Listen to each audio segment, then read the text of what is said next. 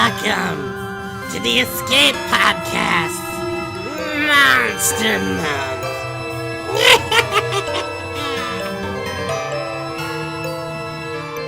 Hello, welcome to the Escape Podcast, your source for all good things in the universe of movies.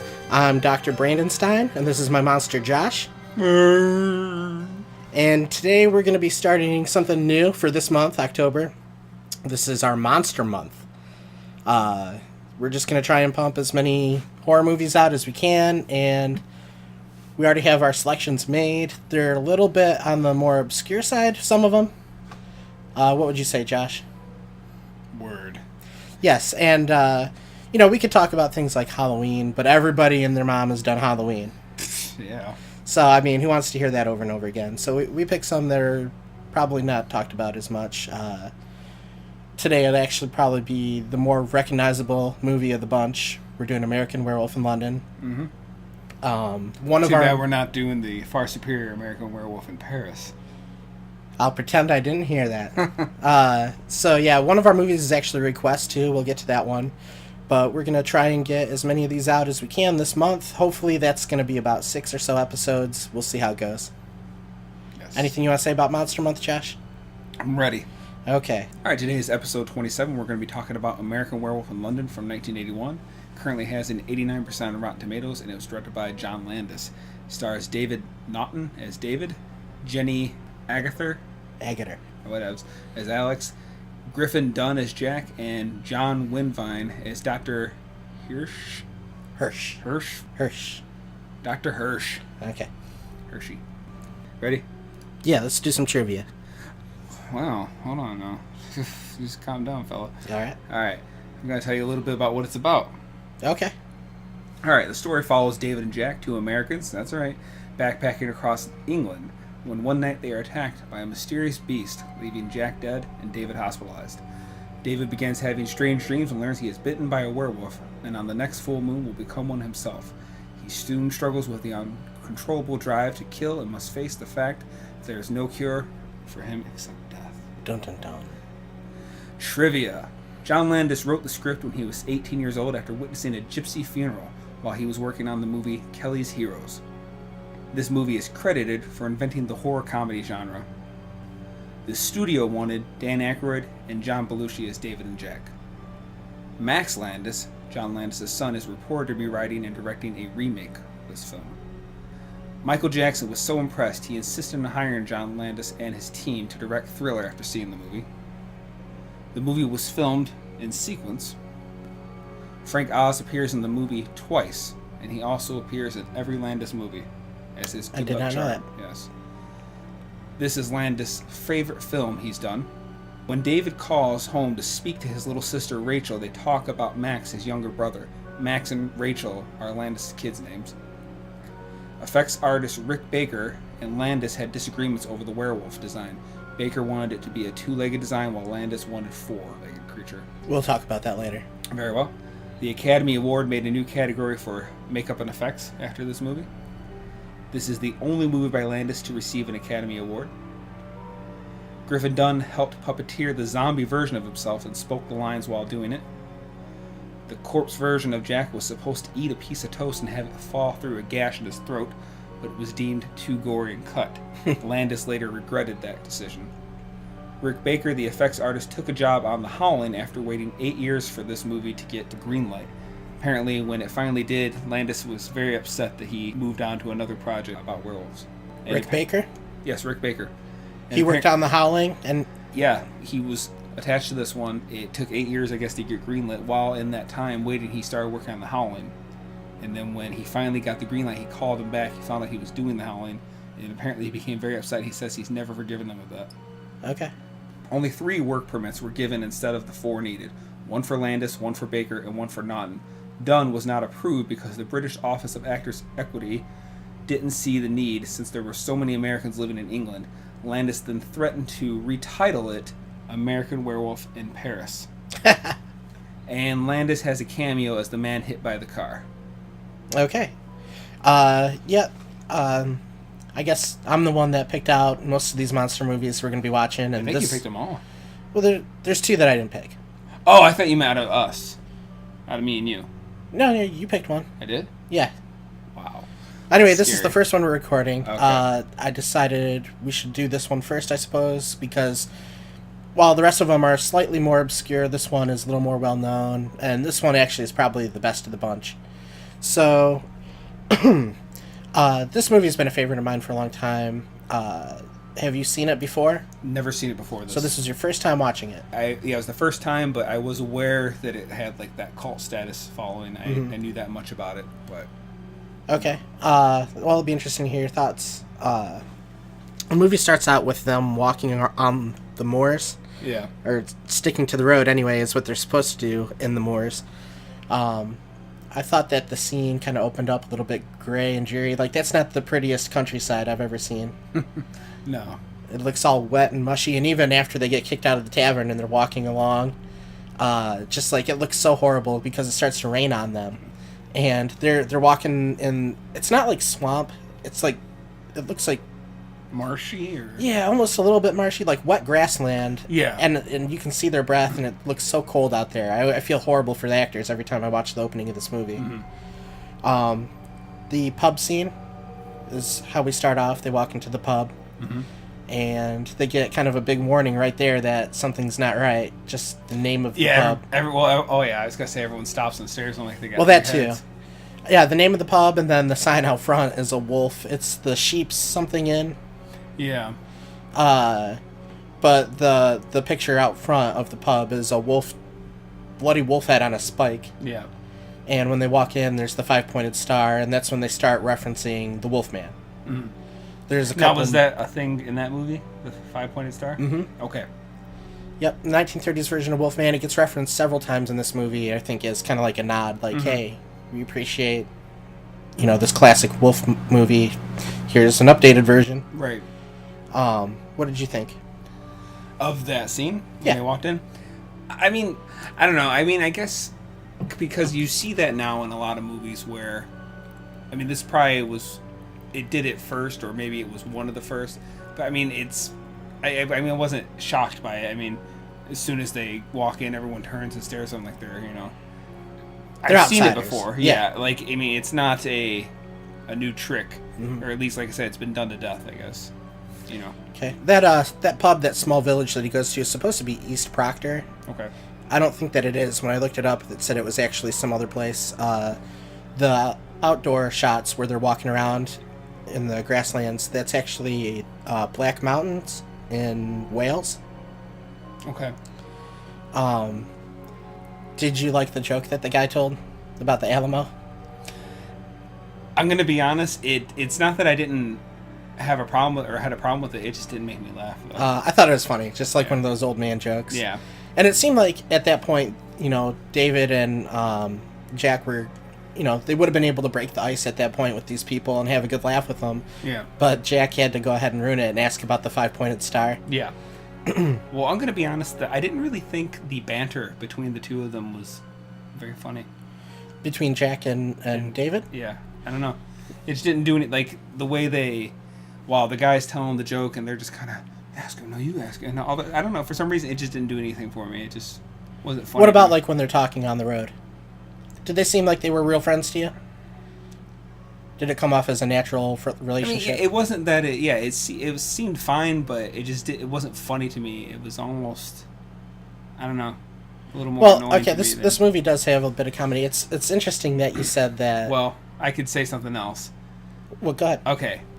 If anybody, my wife likes this show called Gilmore Girls, and that's how they talk. It's about this mom and this daughter, and that's how they talk. It's just like this nonstop, blah, blah, blah, blah, blah, blah, and it just reminds me of that. That's maybe why, because I've kind of like been in the room when she has it on, and so I've seen it enough, and that's how they talk to each other.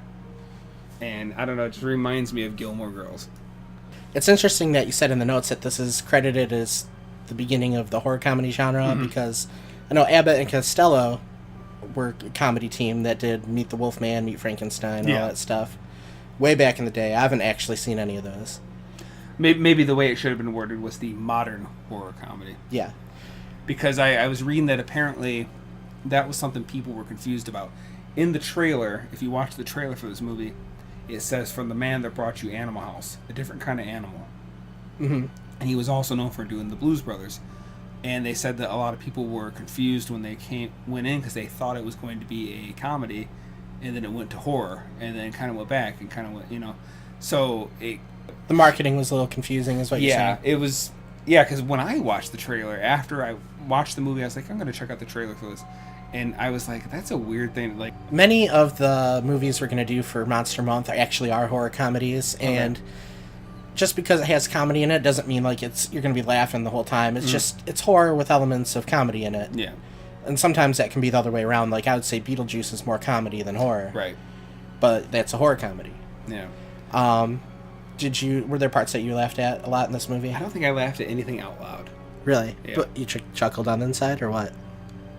I think I just I recognize that this is maybe supposed to be a funny moment, but nothing actually made me laugh. So the name of that pub was the Slaughtered Lamb. Now that I Okay. double check my notes here. Okay. Yeah, it's a decapitated wolf head on a spike. And, yeah, that's not a very good sign. I'm not sure I would have walked into there. Yeah. They send him back out. After they ask about the 5-pointed star, they send him out. Get out of here. We don't need you here. Mm-hmm.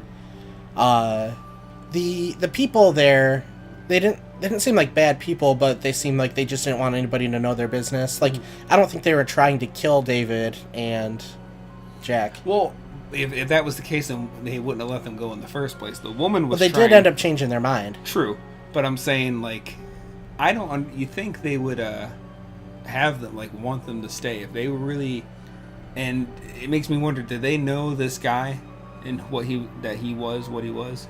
Yeah, they never go into who that guy was. Right. The original one that attacked them. I did think it was a cool scene though when they finally shoot him, the wolf, off, and he's laying there and he just turns over. It's instantly a guy. Yeah. With bullet wounds. I thought that was really cool. Shot to he changed back that quickly. I thought that was really cool. And then later on, when they get to the hospital, yeah, the villagers had given the story. Oh, it was just a maniac that attacked these two boys. Yeah, no, I thought that was really cool because even in some werewolf movies, more modern ones, it's either a slow change back or maybe sometimes they even stay in that form once you kill them. Mm-hmm. They stay that way. I thought that was pretty cool. Yeah, now I appreciate that they didn't show the untransformation, the transformation back to human. They didn't do it with him or anybody else.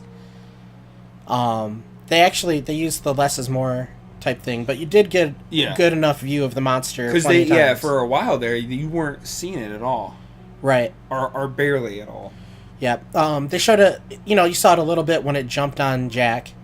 And while it was kind of tearing him apart a little bit, but it was kind of more zoomed in on Jack. Mm-hmm. And when David runs because he's scared. He doesn't know what's going on. His initial instinct is to run. I wrote down that's crazy to me that he left his friend like that. I mean, he bolted. It seems like a realistic reaction to me though too, because that might be a lot of people's initial reaction if something's attacking. Just go, and then he stops. He's like, "What am I doing? I got to go back." Yeah. So he goes back, and Jack looks mangled. He looks really bad. Yeah. The special effects in this movie. Especially all the makeup is just top notch. It's terrific, I think. Mm-hmm. You knew Jack was dead. There's no way he was gonna live. Yeah. Because of how bad he looked. David wasn't nearly as bad. They ended up taking him to the hospital, and I guess one of the questions I had was, don't you think that they would have known that David's injuries were caused by an animal, not a madman? But I guess they tried to cover that up by saying the villagers had already dressed all the wounds. Yeah, but that still doesn't explain the clear claw mark going across. I guess maybe chest. that could also be a man if he was just nuts enough to scratch somebody like that. I guess. I mean, the way that they're proportioned out, it's like a human-like hand almost in a way. But the fingers probably were wider. Yeah. I don't know. Maybe. It's hard to say. So the reason that they're there in the first place is, you said earlier, they're backpacking. Mm-hmm. Their plan is to backpack all over Europe. I think that was a popular thing back in the day for college kids. I don't know if they still do that nowadays. I wouldn't do that now, but if I went to Europe, there's a few places I'd want to see. Is there anywhere you'd want to go over there? Would love to go to London. Yeah? And Ireland. Yeah. That's it? Just us two? Well, those would be, if I could at least get those two in. Mm-hmm. After that, I imagine you have family over there, or something, your ancestry. So, yeah, I don't think I'd backpack across Europe, but if, back then, and I felt like doing it, I'd probably do the same thing they did and start in England and work my way to Italy, which was their plan too. Well, another thing I thought was funny is they left the road almost instantly. They warned them, stay on the road, which I'm not still entirely sure why that was a good suggestion for them. Think about it. The people in that bar know this is a man, wolf. He's going to be hunting people. He still has the brain of a man. It would be a wolf man. Whatevs. Because it's a man that's part wolf. All right. The point being, it's still, I'm assuming, has somewhat of his human brain there to know that people are going to walk on the road. So wouldn't it be more dangerous for them to stay on the road? Where I'm not sure. Almost like that's like the watering hole. I'm not sure how much of his intelligence would be left. Although there is a part at the end that kind of suggests. Yes, exactly. Yeah. So they get attacked. They go to the hospital. We meet some of the other key characters in the movie. Dr. Hirsch. Yeah, Dr. Hirsch and Nurse Alex Price. Yes. And, they're trying to figure out what happened to him, and they assume he's crazy whenever he talks about being attacked by an animal, because the villagers had said, hey, they were attacked by a maniac, his friend is dead, he's already, buried and gone. So they didn't get to examine it. It seems a little odd to them that all that stuff happened, but they don't look that hard into it until David just won't give up about being attacked by a wolf. Yeah, and I thought it was weird that the doctor, above all people, is the one that decides to go on this big, Columbo, Matlock's trying to Well, he didn't solve do this it initially, I think. Not initially, but eventually he's the one that makes the trip out to this bar, asks the questions. I don't know, he seems really bent on figuring it out, and I just thought that was kind of funny. He's just a doctor, but yet none of the, was it Scotland Yard? Scotland Yard is like the detectives. Is that just for Scotland? Or did they do... No, I think that's England. Okay. Yeah, even they weren't doing as much as this one doctor did. It was just kind of interesting. I didn't understand why this doctor was so interested on figuring it out. Well, they said they had the witnesses. The villagers said they were witnesses to it. They had the dead naked guy already, so they're like, okay, this guy was a maniac, he attacked the kids, we got there just in time to save him, this is what happened. They probably just saw it as an open and closed case. And, who's going to believe some wild beast is running around slaughtering people? Although, and if the villagers took care of all the evidence... So, okay, but nobody... So, they buried Jack? They buried Jack? No, they... Wouldn't you think the police would at least say, okay, well, we got to send this guy's body back to America? They sent it back. He had a funeral. So, look at okay, there you go. He had a funeral, but look at his wounds. Come on. I mean, you could say, yeah, maybe the guy had slightly longer nails that he could scrap, but the way the wolf was on his neck and crap. They just stuck an axe in his hand or something. Who knows? Yeah, but it seems like any good detective would be able to tell that is no man or tool able to do cuts like that. Yeah, that's one of the things I was thinking about. You just let it go, but I mean... Dr. Hirsch, talk about him for a second. I liked his character. He came off as a little bit cold, but you can tell he still cared about his patients and his employees. Right. And then I actually thought it was cool that the doctor took his time. It's I'm just gonna go look into this. There's a couple of loose ends. I like that too. I'm just saying I wish they would have gave him, or at least showed me why he cared so much. Maybe something where he's looking at something and just something doesn't. You'd like to see a moment where the light bulb goes off and you're like, aha. Something's not right. This is clearly a cover-up. These townspeople in this place don't want me to know, or us to know what's really, something like that. But also, I will say, why did the townsfolk care so much? They were afraid of it.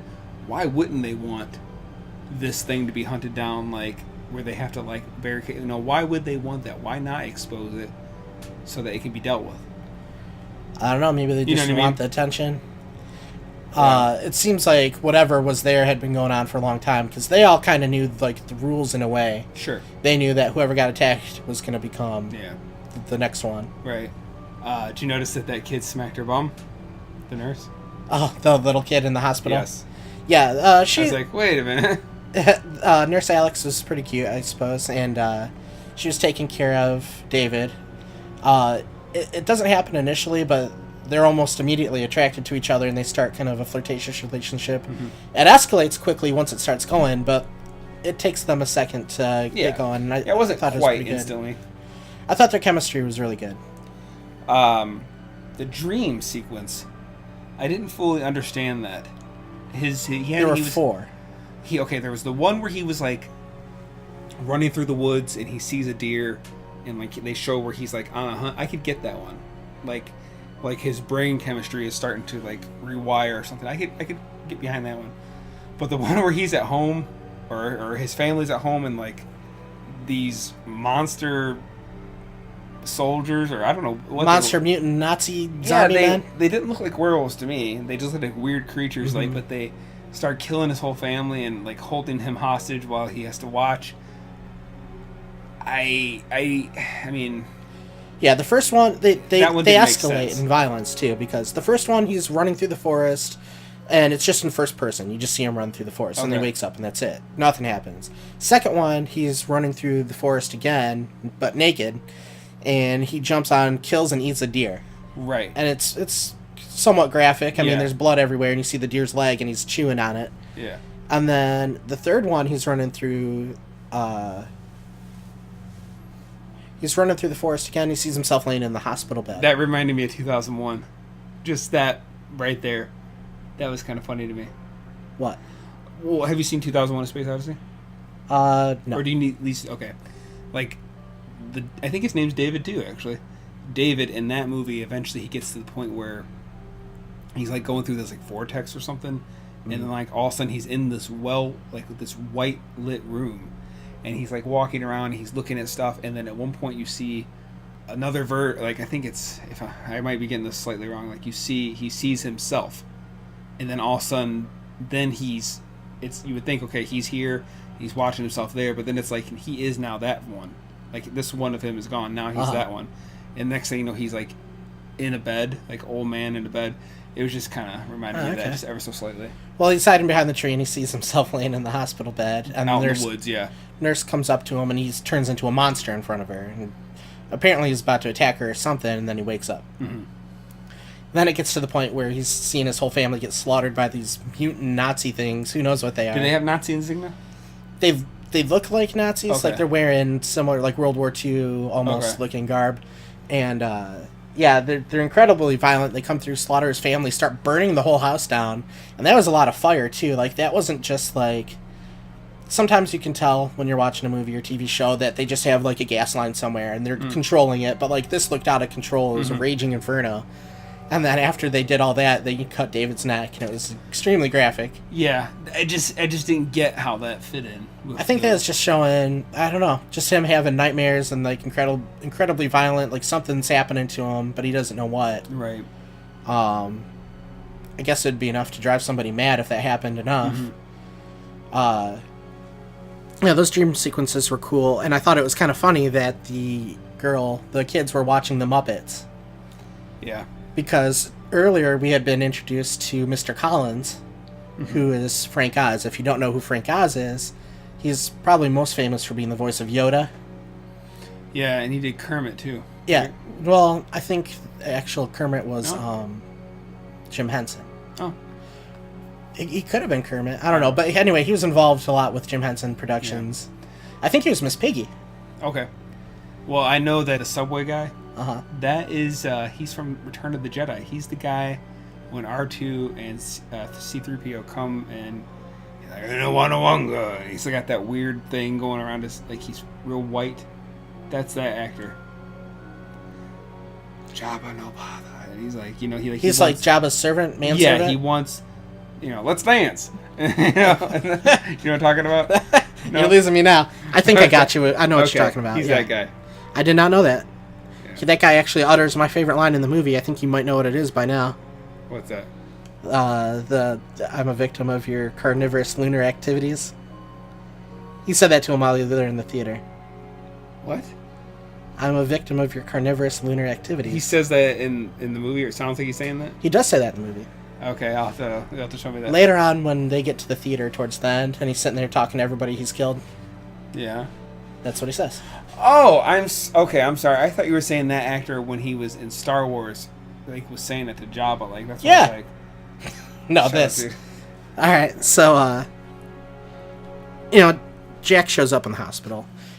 This was a way of them giving us some exposition as to what's going on and explaining the rules of the movie to us. Right, and my problem with that was, why would, just because he was killed by a werewolf, why would he instantly know all this stuff? That was the part Jack? Jack. Well, he's been to the other side. I'm sure he learned something. Okay, I wasn't thinking like that. I thought he was in limbo. He was literally just caught in our world still. So, like, I was like, how is it just because he's dead now he knows, everything about it? Mm-hmm. I assumed that once he got there, somebody or something that he met on the other side or in limbo explained it to him, what was happening and why he was... I don't know. I guess that's just assuming that he actually went to the other side and came back again. I thought it was kind of a neat way to do the exposition. Like, I don't need somebody who doesn't actually know what's going on talking about something. Like, the psychic. That's always my favorite example. In movies like Poltergeist and Insidious, you always have a psychic. Jeepers Creepers is a good example, too. Okay, yeah. There's like a psychic that shows up and they tell us, oh, the monster is this, and this is what it needs, and this is how you stop it. I'm like, stop. Yeah, kind of like the old lady in Pumpkinhead, essentially. That's a little different. A little different? Oh, okay, I guess a lot of times people because know. she was kind of in control of it. She was the one that summoned it, so I figured she would probably know something about it. The rest of them were all just people like, even if you think you're psychic and you think you have all these answers, you don't know. You don't know what's on the other side or whatever you're talking about. And you're like, I call it this and that. Unless you try to excuse it away as they're communing with spirits and... Well, that would be different. If they actually showed them talking to a ghost or something, I'd be like, okay, there, we have answers from somebody that knows what they're talking about. So, to me, Jack is somebody that knows what he's talking about, because he's going through it. Is this the first werewolf movie to create that mythos of whoever a werewolf kills, he sees his, that person basically is... I don't think I've seen that in any other. Yeah, this is the first one to do it. I would think so. And they also ditched the whole silver bullet thing. Yeah, they brought that up. They were talking about, the Wolfman again. He's like, don't you need a silver bullet? And they start laughing at him. They're like, oh, come on, grow up. Yeah, because when I first saw that the people from the bar were able to kill it, I thought, well, do they have silver bullets, or did they just, I want to say that I've heard that silver is actually supposed to be against vampires instead, and somehow it got onto werewolves. I thought vampires was always just a stake through the heart. Some it was like stake garlic, through the cross, holy water. But I think silver bullets it's supposed to kill the undead or something, and somehow it got transferred onto werewolves. I'll have to go back and look that up. If anybody's interested in this stuff, I highly recommend going and watching on YouTube. Go to Cinemassacre. Okay. And he's the guy that does the Angry Video Game Nerd, but he also does a lot of movie stuff. And for the past however many years, he's done Monster Madness. Okay. And he'll go through the history of horror movies, and nobody knows it as good as he does, as far as I can tell, on YouTube. Okay. So if you're interested in the history of horror movies and figuring out where certain things came from, I'm not. If you watch his movies, he explains it all. It's pretty cool. So you notice that every song had moon or something in it? Every song had moon in the title, or was about the moon. But I will say that particular version of Bad Moon, it sounded different from the version I'm familiar with. Did you notice that? The CCR? Yeah. Creedence Clearwater Revival? Yeah. Yeah, that particular version of Bad Moon sounded just different. That's neither here or there, but... I didn't notice any difference. Yeah, I don't know, it sounded different to me. Almost like an early cut or something of it. Mm-hmm. But that shot of him, where it's like a slight looking down at him, and he's just literally walking back and forth. Okay, well, let's talk about that. That was killing me, because he just kept walking corner to corner, basically, so it's indicating he's losing his mind. I can kind of get it, he's trapped in a cell. I get that, but it just went on for so long. I was seriously, it's got to cut away to something else. All right, so what's happening now is David got released from the hospital. Jack came to see him, told him he's going to be a werewolf. He has nowhere to go. He's not supposed to even be in London, but he's there because he got attacked. They move him to London because that's where the hospital was. They're eventually going to send him home. I think there's some paperwork or something that needs to be filled out, or they're still investigating something. So he can't go anywhere yet. And Alex says, well, you could come stay with me if you don't have anywhere to go. And they kind of like each other, so he's like, all right. Yeah. They get together. Mm-hmm. She takes him back to her place. She's like, I'm not in the habit I thought that was a cool line. I'm not in the habit of bringing home stray American men. Mm-hmm. And I thought to myself, this is kind of a funny way to word that, because bringing home a stray, you think of like an animal. Mm-hmm. And that's basically what he's becoming. And he even acts a little bit like an animal with her, in a way. But, you know, Jack came to see him again and said, hey, dude, you're going to have to kill yourself. Otherwise, you're going to kill other people. Right. And it wasn't that Jack was mad at him or anything. Like, he was still his friend and he still loved him, but he didn't want him to hurt anybody else. Right. Plus, he wanted to get out of limbo. Sure. So he's like, you got to end this. And David's just all worried about it. So the next day, you know, Alex goes back to work. He's stuck at her apartment. We got a couple funny reactions from a dog and a cat. Mm-hmm. Neither one of them liked him. Yeah. Speaking of that, like, I would rather deal with a werewolf than an angry cat. Yeah. I don't like cats. No? I've been around angry cats and I've been attacked by them. I'd rather just have the werewolf kill me. Yeah. So he's stuck in the apartment. He has nothing to do all day. He's in a strange country. There's nobody there for him except for Alex, and she's at work. So all he has to think about is seeing Jack and having Jack try to convince him that he's going to become a werewolf. Is there a language barrier there in England? There might be a small one. Okay. Yeah. I'm sure. That makes it harder, you know. Well, I mean, obviously they can understand each other. It's Yeah. the same language, but different vernacular.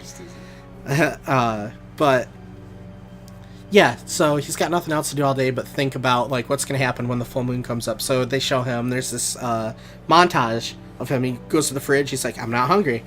Turns on the TV. There's nothing on TV. He starts pacing around. I thought it was funny.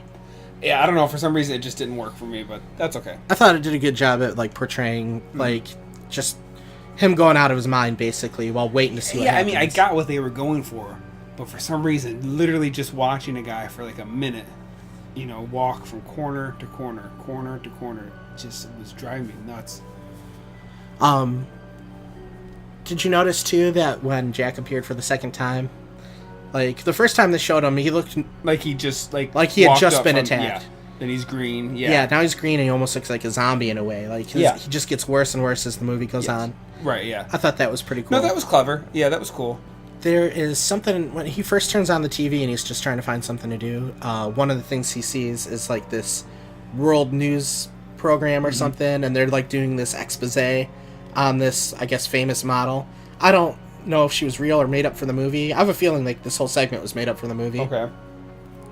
But it was like Naughty Nina, come and learn all the secrets, my secrets over the past whatever years. I'm going to explain it all. Yeah, I remember that a little bit now that you say it. I thought that part was really funny. Like, it just seemed like something so exploited. It was like an exploitation piece. Yeah. Some kind of news, like... Yeah, I feel you. I've seen those before, where, like, we'll tell you everything, and, like, they just made it out. Like, the things that she said were so ridiculous, too. I feel like that had to have been made up for the movie. As well as the movie that they watched later on. I think that may have been made up for the movie as well. Yes. So we get to the transformation scene. Okay. This is like the part in the movie, like the number one scene that everybody would remember it for. Now, you had never seen it before. What did you think? I had seen this scene, though. Yeah. I've always been a fan of werewolves. Mm-hmm. Even though I've never seen this movie, and I've seen, like, top 10, you know, werewolf transformation scenes in movies, so technically I have seen this scene before. Mm-hmm. And for its time, yeah, I think it's very good. I think in a lot of ways it holds up. I know the hair growing out, they actually pulled them in and just reversed it, so it looks like they're growing. I thought it was good, you know. I think it's funny, though.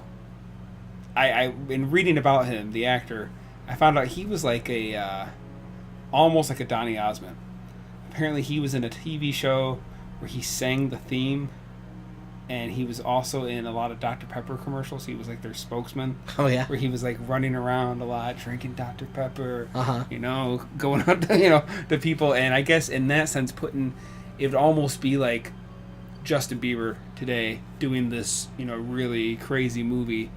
You know, someone that you just see somebody like you'd see as squeaky clean and innocent, and then all of a course sudden he's trying to like, be thug, but maybe that's not the best example. But like, right. But you know, like some little pipsqueak, you know.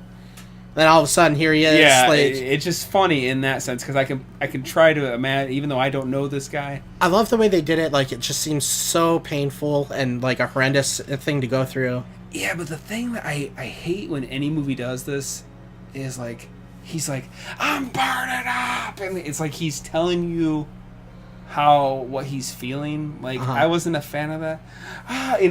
Well, I think he actually says what hurts or says what's uncomfortable. I saw that part, and I thought ahead of time that you were going to say something about that. It is a little bit weird. Yeah, but if all of a sudden I went from normal temperature to like 180 degrees, I'd probably shout something like that too. And then if he just started screaming and ripping off his clothes, he'd be like, well, why is he ripping off his clothes? So he kind of had to you could have showed maybe that he was like sweating profusely, or that like before that maybe they show him like crack a window, or he like just opens up the freezer and he's like just a little something that lets you know, okay, he's well, that would have hot. been for a more gradual change. This one was like pretty instantaneous. And why was he getting hot? Like what I don't understand what that had to do with anything. Just whatever's happening to his body at that time, I suppose. Like, I imagine he had a splitting headache was probably the first thing that happened to him immediately. Yeah. And then all of a sudden, heat throughout his body. Now, did you notice, okay, so that one took a while, but it seems like after the first one, it changed much quicker, I felt like. I felt like his second change was faster. Well, the second one had cuts in it. Yeah, but it just didn't, that was a semi-long scene, like, just in the apartment, the flat. While he was changing the first time, it just seemed like when he was in the theater, it was much quicker. Yeah, well, I don't think I'm not saying it's like crazy fast. I don't think they wanted to spend like 5 minutes on it again. Yeah, I guess, but like it just didn't seem like it took so long. So it made me think like the more times maybe it happens to them, like it becomes faster. Maybe. Were you wondering about Mickey at all? Mickey Mouse? Yeah. What about him? She has a Mickey Mouse doll sitting on her. Like whenever they're in that room, Mickey is pretty much in the shot. And I was wondering why that was. Like, why did they want us to see Mickey so bad? Mm-hmm. And they even had the scene where it almost made it look like Mickey was watching him change, like, this isn't good. Like, the Mickey doll was thinking, uh-oh. And then they also broke the fourth wall there, too, for a second. As he's changing... I didn't notice it looks like he's looking right at the camera. He does. He looks directly into the camera, almost as if he's saying to the audience, help me. Yeah. For a second. I thought that was really cool, I thought you meant literally, like, talking, like a Ferris Bueller type situation. Not quite that extreme. Just say, if that's the case, I didn't notice it. Yeah, he does. He looks at the audience. Right at the camera, and it looks like he holds out his hand to it, right? Like, help me. Yeah. Like, almost sucking the audience in and making you wish that you could do something for this poor guy. Because, like I said, like, if you haven't seen this transformation, you haven't seen this movie. The face one was great. I thought the whole thing was great. Well, I'm not saying it wasn't, but like I think that was probably the highlight when the the snout actually starts to elongate. That was great. I've seen the like behind the scenes on it, and I've seen where like they describe how they did everything, and even just watching it, I can't even think of how they did some of it. Like even though they've told me, because it looks that good. Now I guess if you watch The Howling, it's a similar type. They said it wasn't as a lot of people said it wasn't as good, but where the face starts to come, push out like a longer snout, and they said it's because Richard Baker was working on that, and he was that was the same techniques he was going to bring to. Well, between the two movies, American Werewolf is superior, I think by a decent margin. I think so this came out in 1981. American Werewolf did. Yeah. I believe The Howling and Wolfen both did as well. Yeah, I saw that there was other movies. Yeah, 3 werewolf movies in 1 year, and those are 3 of the bigger ones. Maybe not Wolfen as much. Yeah, that's probably the third. Wolfen was based on a book written by Whitley Strieber. Okay. The guy that did Communion. Okay. I think The Howling was also based on a book. I've seen all 3 movies, and it's funny, even though all 3 are werewolf movies, they're quite different in their takes. The Wolfen is probably the weirdest. Okay. The Howling, I think, is another decent werewolf movie, too. Since we're not going to be talking about that anytime soon, do you want to give any real quick thoughts on it? Have you seen it? I can't remember. Is that the one with the news lady? Yes. Changes? Okay. I did see at least once. You know who the werewolf is in that, right? The actor? I can't Here's our Star Trek reference for the day. Okay, I can't even picture the guy's face. The original werewolf, the one that she was trying to track down and ended up coming back to get her. Okay. It was Robert Picardo. Oh. He had hair. Oh. And as the movie went, he had even more hair. I mean, when I watched it, I probably noticed it, but again, I remember... Is that also the movie, I thought it was funny, where she's like at a burger place, like, how do you want your burger? Raw or something, and like literally like show a burger, and they're just like zooming in on this burger on the grill. That or whatever. Sounds familiar. I don't know if it's that one. I think that's that movie, and we just thought it was funny when we watched that. They literally like the credits, and they just keep zooming in on this burger. And then also real quick, since we've mentioned we like werewolves, vampires are boring, right? I don't like vampires. I don't like vampires either. Take that, John. Yeah. So yeah, we both kind of agree. Vampires are overdone, and they're not scary. No. They don't seem like real monsters. They're just rapists.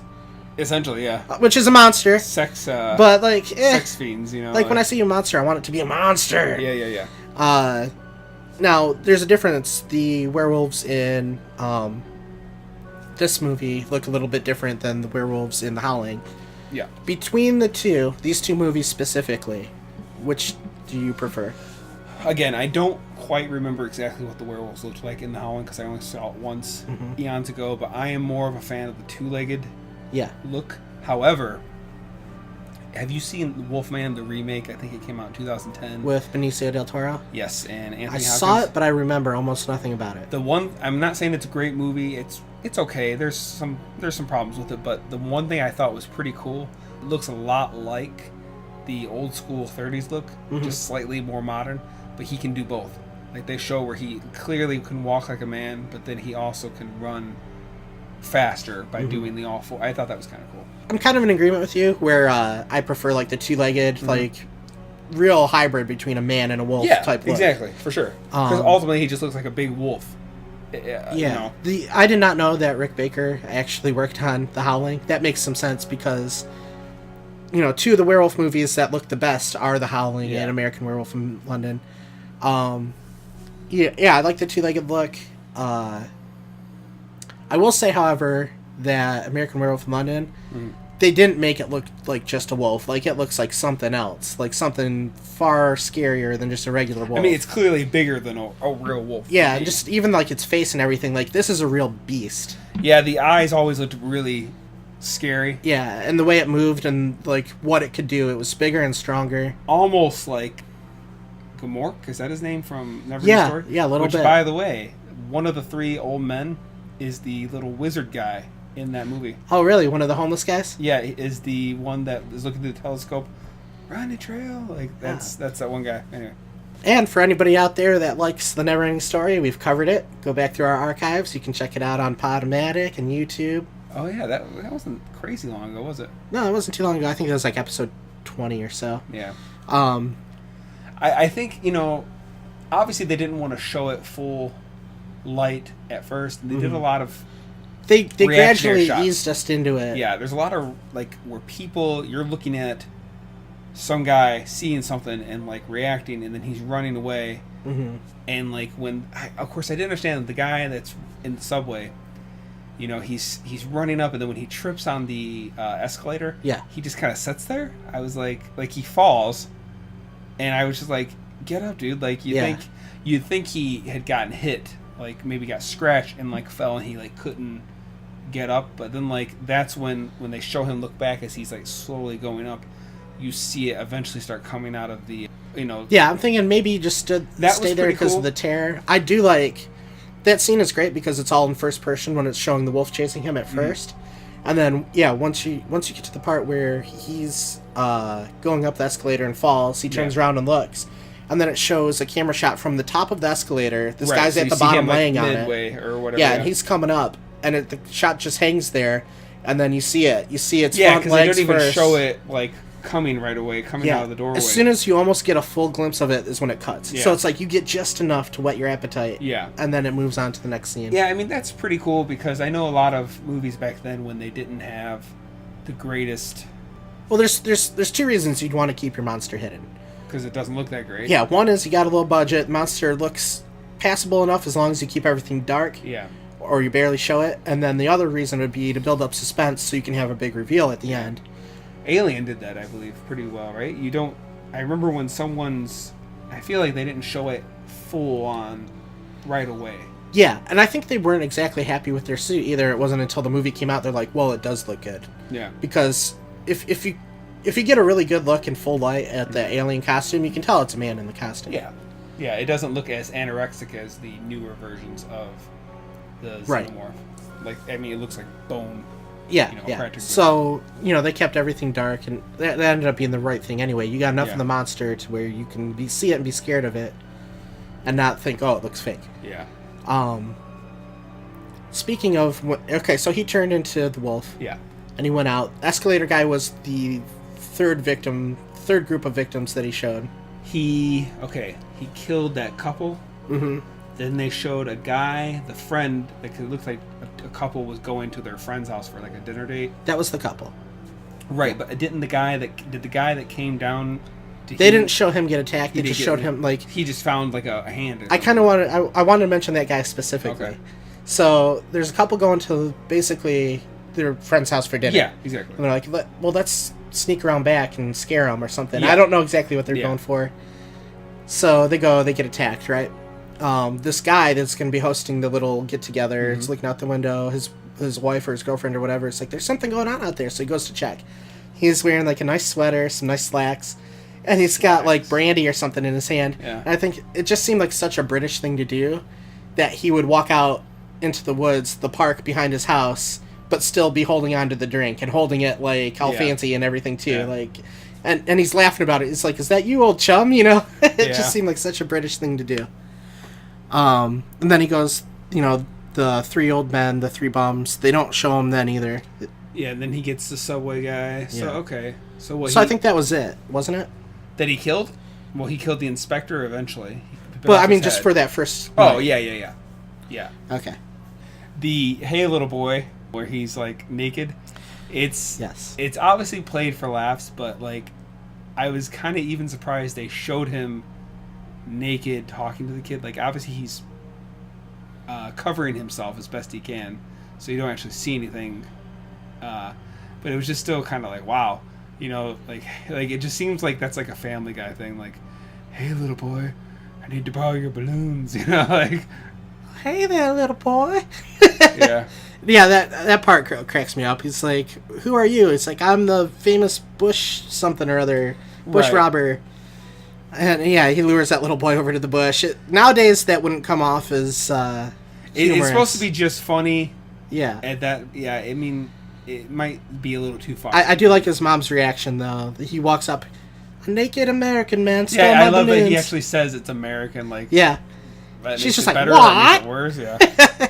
And then they cut. Yeah. So it's at this point, David and Alex were laying in bed, and he's talking to her about turning into a wolf again. And it's funny that she's not creeped out. She just feels sorry for him. Yeah, I mean, well, he did, in her defense, he was saying that basically since the moment they met.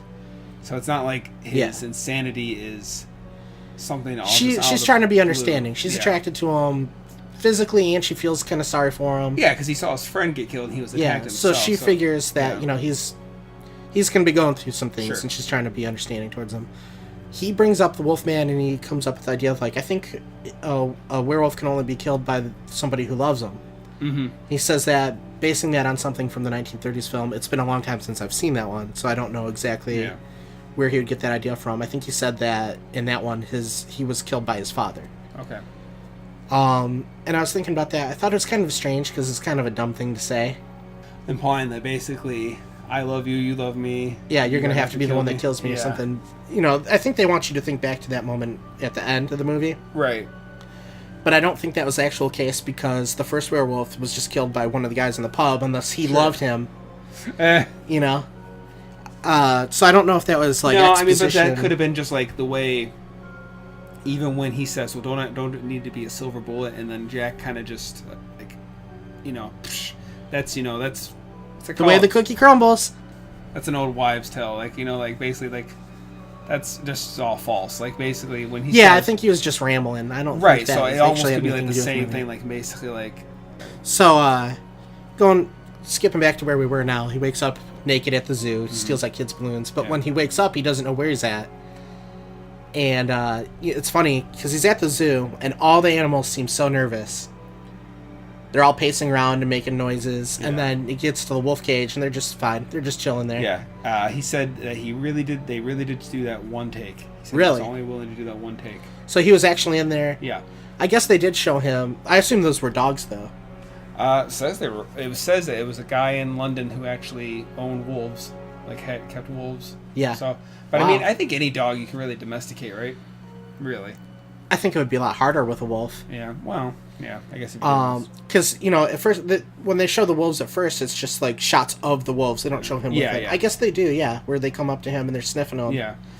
But I thought that was kind of neat. Like, he settled in the wolf cage, and like they were cool with him being there while every other animal is freaking out. But what's funny, that means he would have had to come in there while he was a werewolf. Yeah. You think they would be freaked out by this huge thing, like just like any dog would be intimidated by a bigger dog, you know? Yeah. And then I would imagine they probably sat in the corner and yeah, like were scared until he transformed back, and then they're like, okay, we're not going to mess with that guy. Yeah. So he doesn't remember anything about that night. Which is strange too, because he was already having dreams of hunting and, you know, running around like in the woods and stuff. Like, you think he would be able to kind of... Do you think that the dreams, like, he was actually already transforming then? Is that what you're saying? No, you would think that like something in his mind would already connect. Like, okay, I'm waking up naked, you know, clearly, like, I had dreams about running around naked in the woods. Like, I don't know, you think he would start to be able to put certain things together? Yeah. I mean, he was afraid he was going to turn into a wolf, then he wakes up. Yeah, he kept talking about it. Yeah, he's dreaming of him killing a deer and eating it. Before that happened, before he transformed, he was feeling nervous and horrible. He just got out of the hospital. Yeah. Afterwards, he's almost nuts because of how good he feels. Oh, that's right. Yeah, I forgot about that part. Like, he's got tons of energy. Yep. He's just bouncing all over the place. Right. Yeah, I forgot about that part. Yeah, and he's talking about how great he feels. He wants Alex to hang out with him some more. She gets a call from the doctor. The doctor's like, all right, we got to bring David in because there were some attacks last night. Do you know where he was? Yeah. They start to piece things together before he does even. I thought it was pretty funny that he tried to get arrested and couldn't.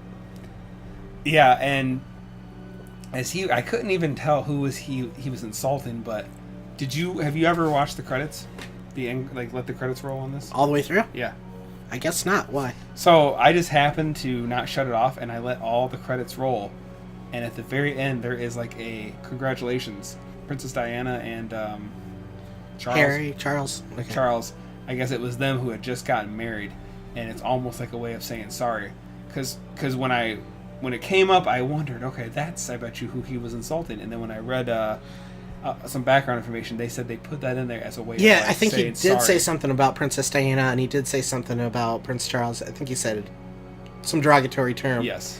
He was just started uttering obscenities. Because everyone in England's going to go crazy if you insult the king. Yeah, like he was acting so nuts and trying to get arrested. They're like, just calm down, you. Yeah. And they just let him go. He goes and he calls his house. I guess he's about to try and kill himself. Right. And he calls home. He wants to tell his family he loves them. And I think that scene is really sad. And he gets to talk to his sister. But he doesn't get to talk to his parents? Just the whole idea of it. Like, he's calling to say, I love you for the last time. Sure. And you get a sense of sadness there. And then he tries to cut his wrist, but he just can't do it. Right, yeah. And that's when he sees Jack again, who is now a skeleton, almost. Yeah. This time he's robotic. Yes. But before he was robotic and a skeleton, like those other two, like going back to how great the makeup looked, like you saw like skin hanging off, you could see where his throat was torn out. It didn't look like, it looked so realistic. I just think about it, and there's that little dangly piece of skin under his chin, like you can see it moving around while he's talking. You can see his muscles and his bones and all that stuff. Yeah. I just can't get over how well that makeup was done. Actually, when I saw this movie when I was a little bit younger, I used to see stuff on like, makeup artists and all that stuff. I thought that would be the coolest job in the world, was to turn people into monsters and be able to do that stuff. It's a good thing I didn't try and go for that, because now even Rick Baker's like, everybody's doing everything with computers, and now they don't need me anymore. And he's I guess, somewhat retired. I don't know how official that is. Until someone really wants to pull all the punches. How can you let this guy that can do that kind of thing? Those practical effects look way better than anything you can do with CG. Yeah.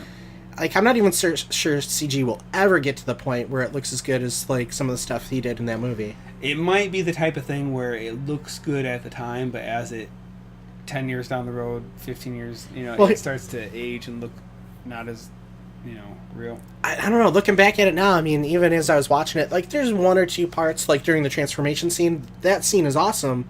It looks great, but there's a couple times where maybe, like, the way the legs are moving, you can kind of tell it's like a foam rubber body a little bit. But, I mean, there's enough cuts, and they keep showing different parts of it. I think CGI is best when it's used for... sparingly.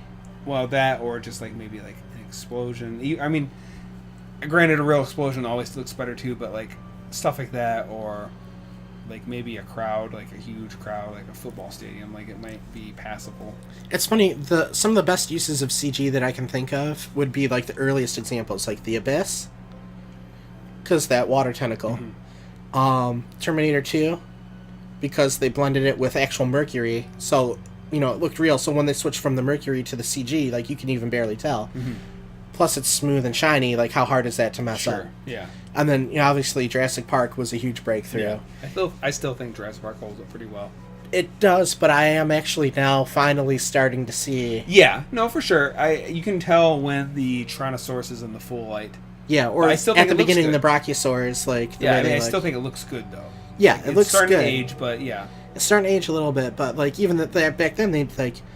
It was new. They weren't sure how it would look, so they used it sparingly, or they used it mixed in with robots and stuff like that. And it just it made it hold up for so long. And nowadays they're just so lazy. Okay, this thing in full light is going to be full CG. We're going to have the actors stare at ping pong balls. Yeah. And it's because then you're not getting the best reactions out of or acting out of your actors either. Anyway, back to the movie. So Skeleton Jack pulls David into the theater. It's an adult theater. And I kind of want to talk about the movie that's playing in the theater a little bit. Okay. Because it cracks me up every time. I think that they had to have filmed that for this movie, because it just seems so silly. It was filmed first. It was the very first thing. Was it? Yeah. You read that somewhere? Yeah. Where'd you read that? You don't know? I've looked up I looked up about 6 or 7. Okay. Well, sources. I'm glad you found that out, because I was wondering. I'm like, this couldn't have been a real movie. So it's supposed to be like an adult movie, and that's what's happening in it. But it's not like super graphic or anything. There's nudity in it. But just like the tone of it, every now and then they'll cut to what's happening in the movie, and something just ridiculous will happen. Like, there's people in there, nobody's laughing, just a bunch of old guys, I suppose, in there. And like the stuff that's happening in the movie is so ridiculous. A guy busts in on a girl and a dude as they're making out or whatever, and he's like, "How could you do this to me?" And he's all angry and upset, and they're looking at him confused. The guy's like, "I've never seen you before in my life." He's like, "Not you, her." And she's like, "I don't know who you are." And he's like, "Oh, sorry," and then just leaves. Yeah. The tone of the movie is hilarious at certain points. So I was a little wanting to skip toward the end of the movie when he finally busts out of the overhead door. All right. Well, hold it real quick first, though. They're in the theater, he's talking to Jack, and then Jack brings all his other victims. So you get the sense that this is going to get worse and worse for him as he goes, because he's got all these people in limbo now. I think he's up to like 7 or so. There were the 3 bums, the couple, the dude, and Jack. Yeah. So, yeah, that's 7 corpses hanging around him now. They're all going to keep getting worse. Although I will say Jack seemed to kind of come and go, and that was the first time he saw them. Yeah. So almost makes me think they can, like, kind of go and do whatever they want. Mm-hmm. So. And they were all basically suggesting ways he could commit suicide, and Jack's trying to defend him. He's like, "Hey, he's my friend." Yeah. They don't care. They just want him to die. The couple that died first, they seemed the least upset about it. Yeah. They still seemed kind of happy. Yeah. I guess maybe because they were still together. I have no idea. Yeah.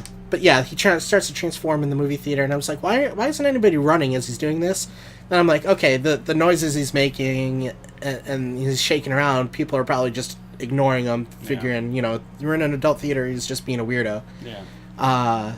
So nobody runs. Actually, it's hard to tell how many people he kills or get killed in this movie, because from this point on, it's just chaos. Yeah. As soon as he transforms in that theater and then heads out into the street. That street is Piccadilly Circus. They said the name of it, and I kind of looked it up to see, why is it called that? This is what Wikipedia said. Piccadilly Circus is a road junction and public space of London's West End in the city of Westminster, built in 1819 to connect Regent Street with Piccadilly. In this context, a circus, from the Latin word meaning circle, is a round open space at a street junction. Okay. So there you go. All right. Did you notice the ads in the background, by the way? I know me and you, we tend to, pick up on those things, like the product placements and all that. I don't know if they could have even avoided them. I don't remember. Because it's kind of like, what is it, New York Square? It's Times Square. Times Square. where their like version of there's Times just Square. all these giant lit up neon billboards on the sides of the buildings and everything. Yeah. It's like the busiest part of the city. And I saw a few of them. Some of them are funny because I don't know if they're even around anymore. Fujifilm, Sanyo, Coca-Cola, JVC, Skoll, Canon. Those were the Canon ones I and got. Fujifilm. That's funny. Yeah, Canon and Fujifilms. I don't know if Fujifilm is still around. Canon obviously still is. They Yeah. make the cameras. I don't know if JVC is. They used to be like an electronics company. Yeah, I that think they make, made like Walkmans and video cameras. TVs. Yeah.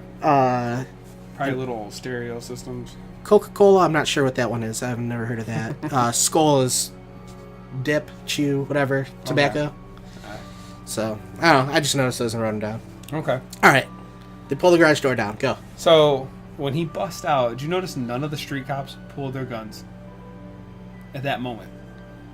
He's basically biting people's heads off and, thrashing people around. None of the cops that were holding the door shut, remember, all the cops started piling on the door trying to hold it This shut. can sound like a silly question. None of them pulled their guns. Did they have guns? I would assume. But you didn't see? I didn't notice guns on their hips, no. I'm not sure if street cops have guns. Or had them at that point. Really? Why wouldn't they have guns? There's some weird gun laws over there, and I'm not saying that the cops can't For the have cops? them. I'm not saying that the cops can't have them, but I'm thinking maybe the ones that patrol the streets just walking around and doing whatever just have those sticks. Batons? Yeah. Billy clubs? That's something to look into. Like, do just the bobbies, I guess, in England carry guns? I don't know. But anyway, I don't know. If they didn't carry guns, then I guess that's irrelevant. But yeah, okay. So they're trying to hold it back. I think that's kind of cool. Like, oh, it's a monster, and like it takes a bunch of them to hold this door. And the cops are like telling people, get out, get away. And here comes everybody just crowding in.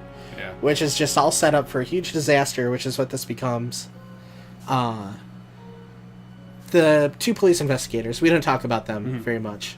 There was I don't know if it even said their names, but I can't remember. But one of them was more serious, and one of them was a little goofy. yeah. The one that was kind of there for comedic relief reminded me of John Cleese a little bit from Monty Python. Yeah. And he was hilarious, and he seemed like he really wanted to help. And the other guy was just like ho-hum, type of attitude. Yeah. We got to do this, blah, blah, blah. And he's the one, as soon as he gets there, is when David breaks out, and he just literally jumps on him and bites his head off. Yeah. His head goes rolling. Yeah. And then just everybody everywhere. There's car accidents all over the place. There's so many people getting hurt in that scene. Yeah, the one that actually looked the worst was when someone falls out of the bus flips or tips. Someone falls out of the bus and then gets ran over. Yeah, there's a guy that gets run over, and like they just show the whole thing. I'm sure it was a dummy. Yeah. But I mean, you can even hear him go ugh, as soon as he starts to get run over. And all that is so horrible looking. Yeah. And then I knew that one of them was John Landis, the guy that goes crashing through the window. Okay. But yeah, there all sorts of chaos, and that's when it's all over the news, and then Alex and the doctor come rushing. Yeah, so he ends up going down like an alleyway that's dead ends. They basically corner him down there. Okay, so she decides to walk down there. Now they're all built up at the end, and she's down there right in front of him. Now, first things first, he eventually gets killed. He gets shot. But they never show any of the cops start to come down there. There's no way they could have shot him with her there. Mm-hmm. You know what I mean? Like, the bullets would literally had to have passed through her. Well, the thing that I thought was kind of funny was, like, they're trying to keep everybody back. Then she kind of busts through, which you can kind of understand if she gets past them. If she's, like, she really wants to get there bad enough, she's going to be able to push people out of the way. Sure. But nobody chases her in or anything. They just watch. Yeah. It seems like somebody would have came after her and pulled her out. But, because movie, they didn't. Yeah. Or they were just, I don't know, scared out of their mind after what they saw. That's true, too. But yeah, good. Well, slightly before this, we do see him kind of running around, and you see his legs moving and stuff. Yeah. They never showed the back half. I think what it was is there was a guy in a suit. They had a robotic head. Mm-hmm. And then the guy in the suit, it was his arms. Probably for that scene. I know for the first scene when Jack and him are attacked, they said that the head was on a wheelbarrow. Literally, like so they had a guy laying on it. Yeah, so they could have been having a guy in a wheelbarrow and like. And I think even though you only see the front half of the monster, it still looks great as he's walking around like that because it's not like a guy on his hands and knees. His back half is being held up and he's moving his arms. Yeah. I thought that was a pretty creative way to shoot that because to get it to look not like a guy on his hands and knees. Sure. And the monster, I think, still looks great. Like, the way that they were able to get him to shake his head, I'm sure it's like on a stick and they're swiveling all around. Mm-hmm. Whenever he mauls somebody, it looks like he's really tearing them up. Yes. Continue. Okay. Do you think he jumps at her because he wants them to shoot him, right? That's something that I'd never thought too much about. There's this look in his eye. Yeah. I think she says, like, I love you, David, or whatever. Mm-hmm. Like, there's a change in his eyes. Yeah. Which indicates to me that he has the There's ability something to think, still like, there. Like, David's still in there somewhere. Yeah. Which, I mean, I don't think they ever quite hinted that he... I mean, they show that he wasn't remembering things at first. But once he turns, like, was there ever an indication that he doesn't necessarily know... Like, he can't think of himself, or just literally it's wiped away? I think it was, like, full wild beast, but I think somehow her coming down and saying, I love you, David, like, that somehow got the message deep enough into him where, like, he realized, like, what am I doing? Or, like, right. I gotta die. So I think he jumps at her, and then he gets shot. Yeah. Miraculously through magic bullets that pass through human bodies to kill the people they want. Right. But anyway, the point being, I kind of feel like he did that because he knew there was just no way out of this. He was never going to get cured. Mm-hmm. He couldn't be with her. Like, he had to end this. He knew he couldn't. Exactly. He knew he couldn't. He's got all these people. He'd already tried to kill himself before, so I think now, it was on purpose. I think it was, too. I don't think he was actually going to attack her. I think he made them shoot him. Yeah, exactly. Suicide by cop, basically. And then it was just such an abrupt ending. Like, and then just done.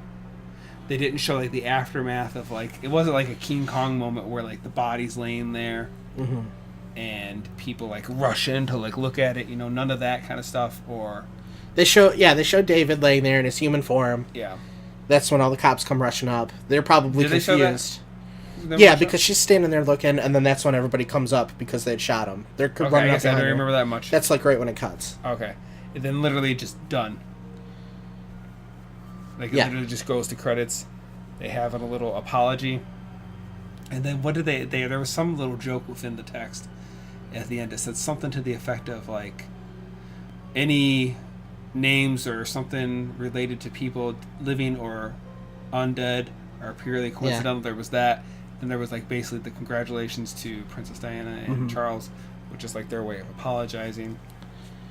Like, Yeah. I think this is one of John Landis's better movies. Yeah. I was surprised to learn that most of his movies were comedies. I thought he did more serious movies, I guess.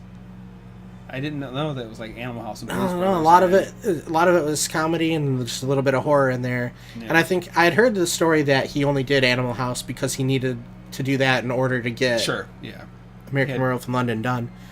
So somewhere in his heart there's a spot for horror, but like he even when he does horror, there's still a little bit of comedy in there.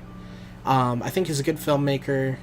He's had kind of a with the Twilight Zone. Yeah, a rough history with the Twilight Zone movie. Yeah. But some of the other things he's done that people may have seen is Coming to America. Oh, that's right. Yep. The other one, Trading Places. Yep. I think he did Beverly Hills Cop 3, which isn't good. Yeah.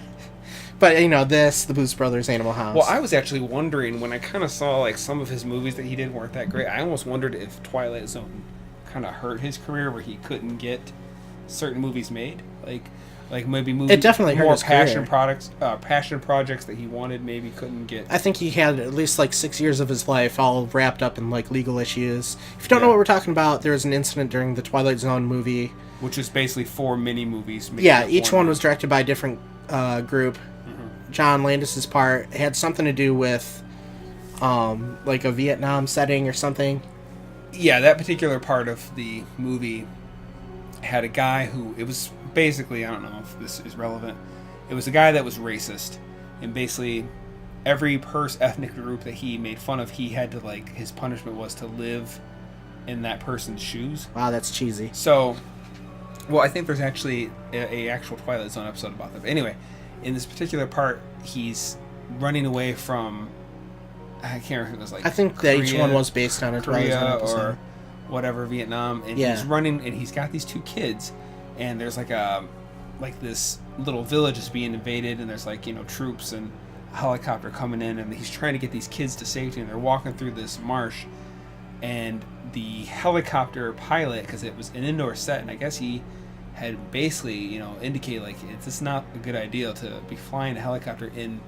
I mean, it's still a tall set, but it's like it's pretty crazy. And eventually, something happens where the helicopter blade, the whole it was, even if there was no blade on it, the whole helicopter just crashed on on top of all three of the them. adult actor and the two children, killing them instantly. Yeah, and I guess the part with the blades went right into them, and it wasn't pretty. Dude, I don't know why, but something came up about this not too long ago, and I looked at it, and there's raw footage. Yeah, we were discussing it. If you're disgusting like Josh, you can look it up on YouTube. It's bad. I didn't realize that they had that good of an angle of it, and it's when you put yourself like, there's a lot of stuff I can get past because I can see a lot of stuff and say, this is a person, it's all fake, they got a paycheck, everyone went home happy, everything's good.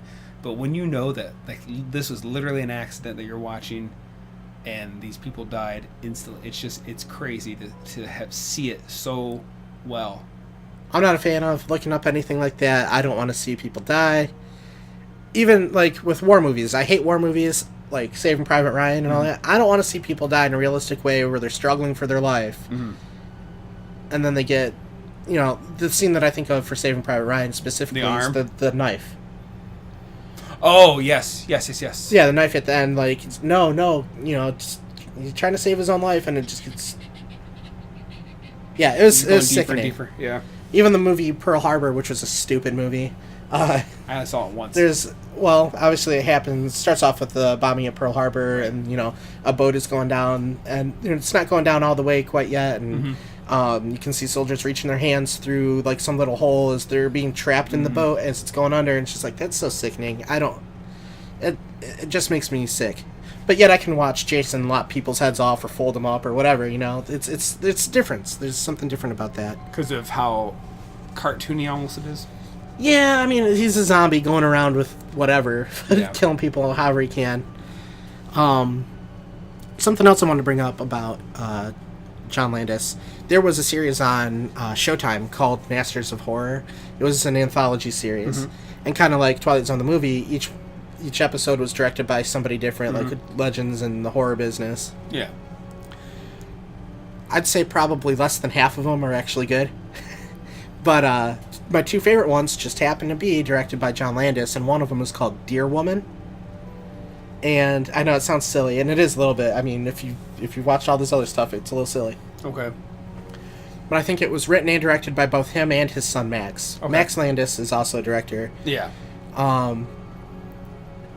So in this movie, Deer Woman, like, there's these attacks, and the detective who gets himself assigned to the case is trying to figure out what's going on. To him, it looks like animal attacks, and he starts to think like it's some kind of weird mutant creature that's never been seen before. Yeah. And when he's arguing his case to his higher-ups, he brings up how in 1981 there was a mutant wolf attack in London. Oh, okay. A little Easter egg. That's cool. Yeah. He uses this movie as an example, so they kind of exist in the same universe. Oh, that's cool. Which I thought was pretty cool. I highly recommend that episode if anybody knows what I'm talking about or happens to be able to get it.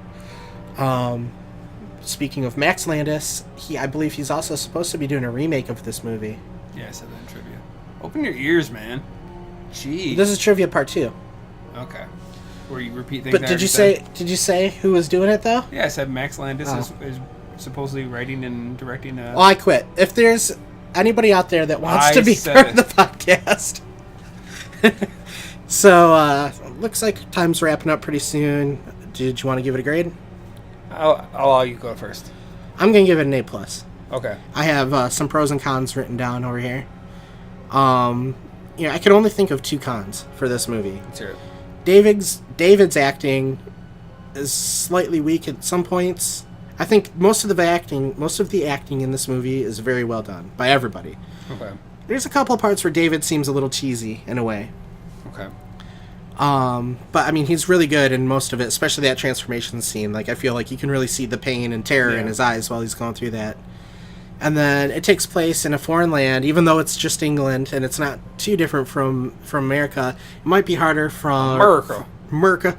for some people to get into it. Just because it's a different setting. Okay. Other than that, the acting is great. The special effects are top notch.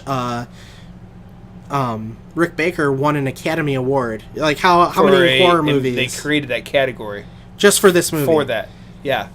Best effects and makeup didn't exist. That category did not exist. And I feel like not only is it a strong werewolf movie, arguably the best one. Mm-hmm. Maybe there's a couple that are worth talking about, but I mean, it's up there. It's contender. Mm-hmm. Not only is it a strong werewolf movie, but just I feel like it's a good movie in general. The story wraps itself up nicely.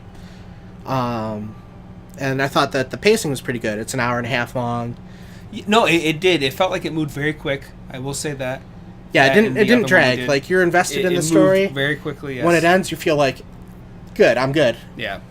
I liked the intro. I liked when they were out in the woods and walking at night and they didn't know where it was coming from. I liked that. I thought that was really good.